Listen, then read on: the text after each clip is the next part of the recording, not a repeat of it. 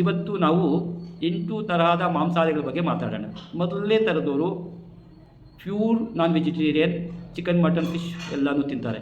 ಎರಡನೇ ಥರದವರು ಮೊಟ್ಟೆ ಮಾತ್ರ ತಿಂತಾರೆ, ವೆಜಿಟೇರಿಯನ್ಸ್ ಅಂತ ವಾದ ಮಾಡ್ತಾರೆ.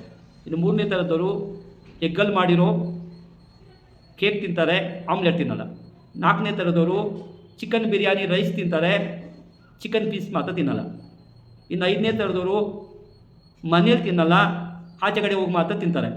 ಇನ್ನು ಆರನೇ ಥರದವರು ಬಲವಂತ ಮಾಡಿದ್ರೆ ತಿಂತಾರೆ, ಯಾರಾದರೂ ಬಲವಂತ ಮಾಡಲಿ ಅಂತ ವೆಯ್ಟ್ ಮಾಡ್ತಿರ್ತಾರೆ. ಇನ್ನು ಏಳನೇ ಥರದವರು ಗುಂಡು ಹಾಕಿದ್ರೆ, ಎಣ್ಣೆ ಹೊಡೆದ್ರೆ ತಿಂದುಬಿಡ್ತಾರೆ ನಾನ್ ವೆಜ್ನ.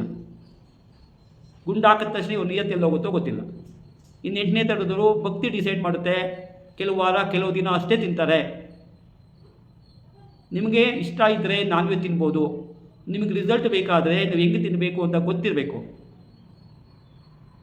ಇನ್ನು ಕೆಲವು ವೆಜಿಟೇರಿಯನ್ಸ್ಗೆ ನಾನ್ ವೆಜಿಟೇರಿಯನ್ ಮೇಲೇ ಕಣ್ಣು. ನೀವು ಸಹ ವಿಡಿಯೋ ನೋಡ್ತಿದ್ದೀರ ತಾನೆ? ನಿಮಗೆ ಚೆನ್ನಾಗಿ ಊಟ ಮಾಡಿಕೊಂಡು ತೂಕ ಕಮ್ಮಿ ಆಗಬೇಕು ಅಂತಿದ್ದರೆ, ನಿಮ್ಗೆ ಒಳ್ಳೆ ಕೋಚಿಂಗ್ ಬೇಕು ಅಂತಿದ್ದರೆ, ಕೋಚಿಂಗ್ ಅಂತ ಕಾಮೆಂಟ್ ಸೆಕ್ಷನಲ್ಲಿ ಡೈರೆಕ್ಟ್ ಮೆಸೇಜ್ ಮಾಡಿ, ನಾನು ನಿಮಗೆ ಸಹಾಯ ಮಾಡ್ತೀನಿ.